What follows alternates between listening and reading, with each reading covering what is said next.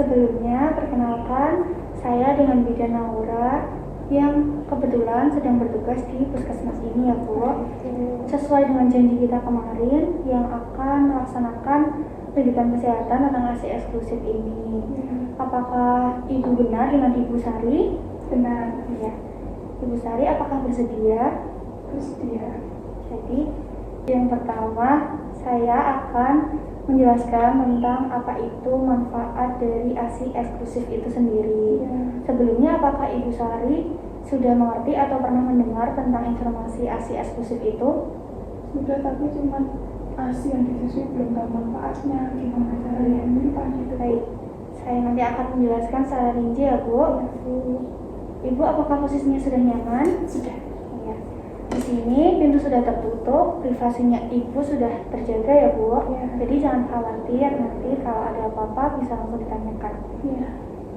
Yang pertama itu kita harus tahu mengenai ASI eksklusif itu apa. Jadi manfaat ASI eksklusif itu yang hanya diberi ASI saja, tanpa tambahan cairan atau makanan kecuali obat dari bayi itu, vitamin dan juga mineral sampai bayinya usia 6 bulan Bu kira-kira.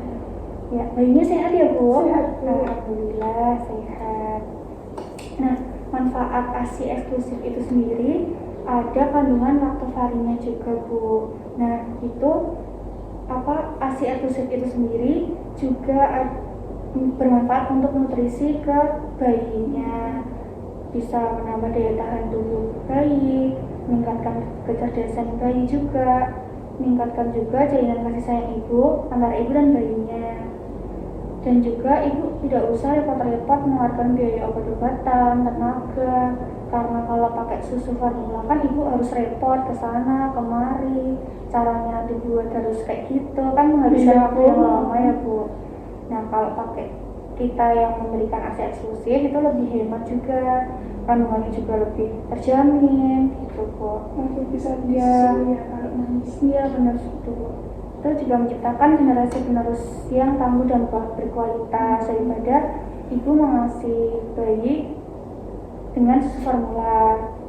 Nah, ada zat kekebalan juga dalam ASI Bu, ada faktor bifidus. Nah, faktor itu mendukung proses perkembangan bakteri yang menguntungkan dalam usus bayi. Jadi, ASI itu juga mencegah pertumbuhan bakteri itu yang merugikan bayi. Jadinya agar lebih sehat bayinya. Ada juga kandungan laktoferin meningkat zat besi dalam ASI sehingga zat besi itu tidak digunakan oleh bakteri yang merugikan itu. Nah, itu ASI juga mengandung anti alergi Bu, mengandung antivirus juga, antivirus polio, membantu pertumbuhan selaput usus bayi sebagai perisai untuk menghindari zat-zat yang merugikan tadi. Selanjutnya ada jenis-jenis ASI Bu. Jenis-jenis ASI itu ada ASI kolostrum, ada ASI air susu masa peralihan, dan juga air susu matur atau matang. Nah, kalau kolostrum itu merupakan cairan yang pertama kali keluar dengan warna kekuning-kuningan dibanding susu yang matang. Nah, merupakan pencahar yang ideal membersihkan mekonium dari usus bayi yang baru lahir. Itu kolostrum itu mengandung karbohidrat, protein, mineral, antibodi, dan yang lain sebagainya. Nah, kolostrum itu keluar di saat ibu setelah bersalin, habis itu keluar cairan pertama kali itu dinamakan kolostrum yang berwarna kuning-kuning. Gitu. Selanjutnya ada air susu masa peralihan. Itu dari kolostrum sampai menjadi ASI yang matur itu namanya air susu peralihan. Jadi kayak masa peralihan ke kolostrum ke pematang yang matang, air susu matang itu. Nah, kalau air susu matur atau matang itu yang disekresi pada hari ke-10 dan seterusnya sampai dengan ibu menyusui sampai sekarang ini, itu namanya air susu matur atau matang.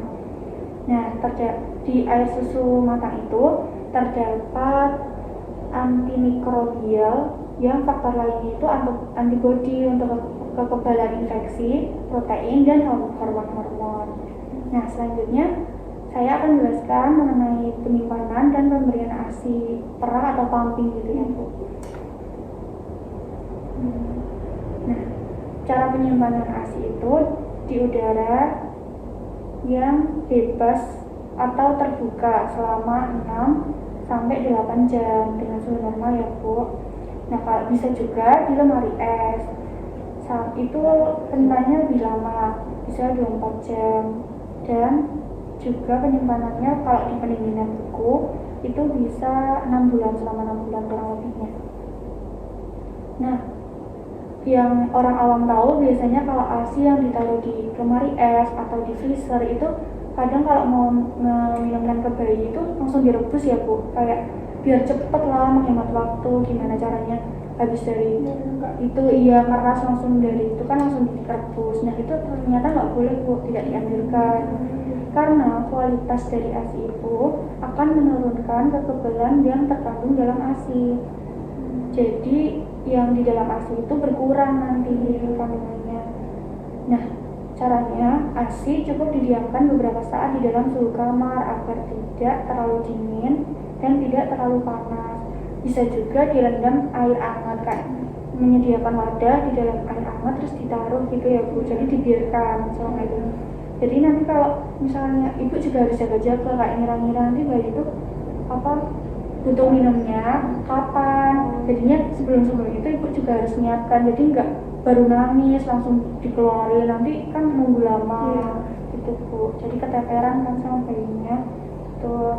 Ya Ibu, sebelumnya saya bertanya, Ibu apakah akan kerja nantinya? Iya Bu, ini cuti. Oh iya, ya masih cuti ya Bu. Nah besok misalnya kalau udah mulai masuk kerja, selama cuti hanya memberikan ASI saja. Nah sebelum masa cutinya habis, besok ubah pola minum bayi dengan ASI perah, kayak sebelum cutinya habis gitu, Ibu pumping, mencoba pumping, terus nanti dan sebelum itu nanti langsung dicobain ke bayinya. Jadi kayak misalnya besok cutinya udah habis, ibu bekerja nggak kaget bayinya. Jadi kayak udah kenal gitu loh Bu. Nah sebelum berangkat bekerja susui bayi dulu kalau bisa ya Bu besok. Nah kalau besok cutinya sudah habis, sudah mulai kerja, selama di kantor kalau bisa pumping ya Bu setiap 3-4 jam. Nah bisa juga nanti kalau pumping di kantor bisa disimpan di lemari es di sana. Nanti kalau pulang bisa dibawa. Jadi ini kan nanti air susunya waktu pulang tuh udah nggak terlalu dingin gitu. Nah setelah dihangatkan itu nanti kan udah nggak beku, bisa diminumkan ke bayi, diberikan dengan sendok pelan-pelan gitu Bu.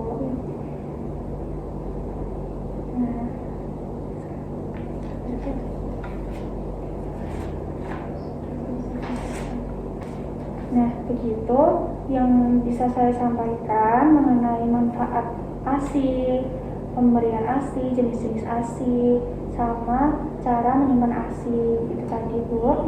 Apakah ada yang ditanyakan? Apakah kurang jelas? Bisa Ibu tanyakan. Sepertinya sudah jelas Bu. Alhamdulillah ya Bu, kalau sudah jelas. Di sini saya jika sudah jelas, saya akan menanyakan sedikit atau mengevaluasi informasi yang sudah saya sampaikan ya Bu. Apakah itu sudah jelas di Ibu atau belum? Nah, Ibu kan ini masih cuti. Nah, kalau besok udah cutinya udah habis, sudah mulai bekerja, pemberian ASI-nya sebelum itu biar bayinya tidak kaget gimana ya Bu tadi? Kayak dilatih pakai sendok, kita memamping, nggak rasa penuh juga kalau di kantor. Terus nanti bayinya biar nggak kaget kalau udah ditinggal. Pintar, sangat tepat itu. Nah besok jangan lupa ya Bu, karena biasanya tuh kalau orang cuti terus bekerja udah kayak keteteran gitu, besok harus benar-benar diperhatikan lagi ya Bu. Baik Bu. Begitu saja yang bisa saya sampaikan. Jika tadi ada salah kata atau bagaimana di Ibu yang tidak dienakan, mohon dimaafkan ya Bu. Semoga bayinya sehat, ibunya sehat, bisa memberikan perkembangan ASI. Oke ya Bu. Sekarang hati-hati nanti pulangnya Baik, terima kasih Bu Kidan atas informasi yang sudah diberikan. Semoga bermanfaat bagi saya ya Bu. Ya. Saya izin pamit. Hati-hati ya Bu. Ya, sekarang Bu. Assalamualaikum.